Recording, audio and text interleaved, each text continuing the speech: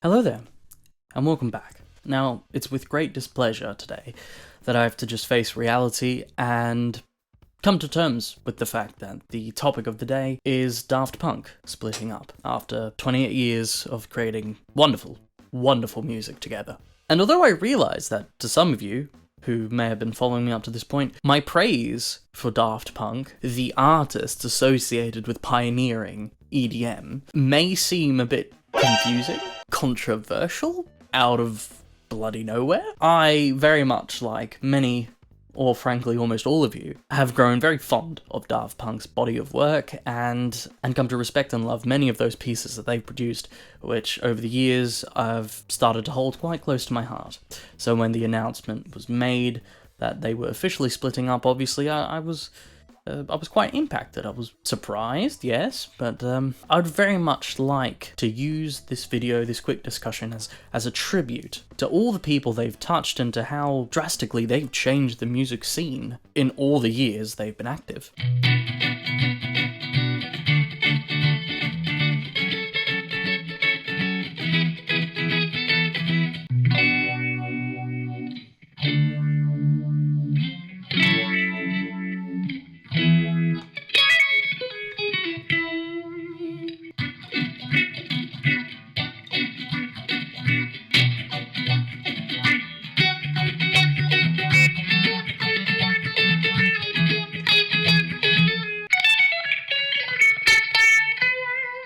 After that bit of a depressing doozy, why don't you join me? Grab yourself your coffee, and caffeine up, if you will. I think the best way to start things off is to call back on an old early 2000s Rolling Stone interview, when the two robots were asked why they were robots. And I will never forget the answer that was given, which was that they wanted to explore a line between fiction and reality by trying to create fictional characters who exist in real life, in real tangible situations. And I believe there's many reasons why we can extrapolate this sentiment, this feeling, and this love for the contradiction between fiction and reality, and kind of assume it as a mission statement, as a broader feeling, and translate it to a broader mission statement for their music, for their personas, for the live performances and studio recordings, which is one of the many elements which make these geniuses so unique. And on the topic of contradiction, how about we continue with my praise of these young gentlemen, shall we? You see, I believe that Daft Punk, as musicians, really, just stick out above and way beyond all modern pop interpretations of EDM, which I think we both know I've had ample occasion to complain about. Frankly, I complained about it yesterday, so I mean, let's just... I'm not hiding my true colours here, but I've come to respect Daft Punk specifically as musicians, above all else, and here's why. Firstly, the creativity of these young men. Very much like all the greats of the past, they pushed the creative and technological limit of their instruments and kept on pushing in search for new sounds, new ways to arrange notes, melodies, chords, and just blend it all together for a new, creative and distinctive project. Not everyone was all that happy when Jimi Hendrix started playing his high gain, high distortion, fuzzed out guitar, ramming it closer and closer to the amp whenever he wanted to get that feedback going on. The sound of the time was the clean, elegant Beatles, but he stood against it and he pushed the technological limits of his instrument. In my mind, Daft Punk sit at a very similar level with regards to technological and musical creativity. Not only that, but Daft Punk channeled all their creativity into this music technology, which in a way is not limited by technical performance, which is kind of my main gripe with EDM in the modern scene. In Daft Punk's case, they basically were in a position where the two little robots, space fancy looking sparkly people, could arrange all these different kinds of notes, chords, and layer different instruments with no practical limitations. And you can really tell in all their music that they try to just push everything they're doing, which, in my opinion, makes them so unique and unparalleled. But this is just one of the reasons why I think that they need and deserve to stand alone and be respected as musicians. Because all this creativity and the new technological platform, that alone doesn't create a musician, surely. Well, fortunately for both them and ourselves and our lucky ears, no. Daft Punk as a group had a very solid grip on all genres of music and all ways of playing music. It's obvious that music is their passion, they listen to music, and that they try to dissect it and understand it, grabbing little snippets from the blues, classical music, some funk, some disco, and they just put it all together.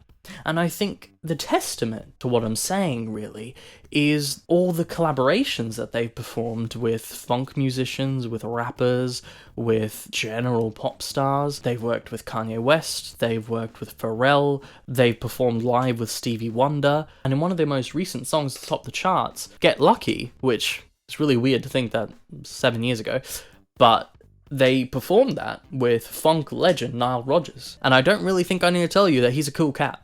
And you need to know a bit about music if you want to play something with him. And in essence, in my mind, this is one of the key reasons why I truly have come to respect Daft Punk as artists. Because they, through hard work and a passion for the field, overcome the blanket accessibility of technological music, and they really interpret it and make it their own, which in my opinion is all the more worthy of respect. But it's just one thing that's left for making a complete musician, and that's live performances. As I just mentioned, Daft Punk, although they didn't do it often, they were pretty good live. I've never personally been, and now that I know that it's not going to happen again anytime soon, I really wish I had an opportunity, but I was lucky enough to listen to the recording of live events and to watch a clip of their live event. Frankly, their Lollapalooza performance is recorded in HD and available on YouTube. I can link it for you down below, so do make sure you check that concert out because it's sick. Now, again, although they didn't do it often, whenever they performed live, Daft Punk's musical ability was capable of thinking on the spot and performing, for example, at the Grammys with Stevie Wonder, Nile Rodgers, and Pharrell, and making some lovely music there.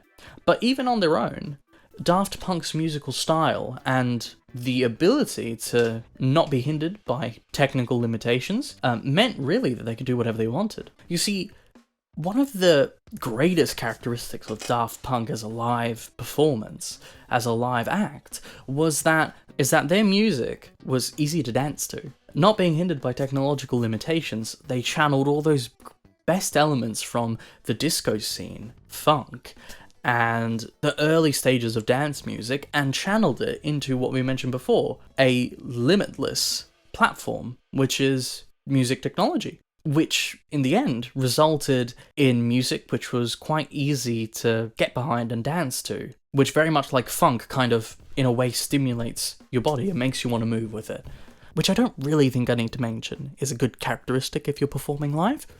Stands to reason to me. If you can dance to it, it's probably a fun experience to listen to. And this all comes about because I remember my mother telling me that when she used to go to a bar or a club and there'd be a rock band, or she'd be listening to, let's say, someone like the Stones or the Beatles, or even just someone playing the blues, it was always a bit fucking hard to dance to it.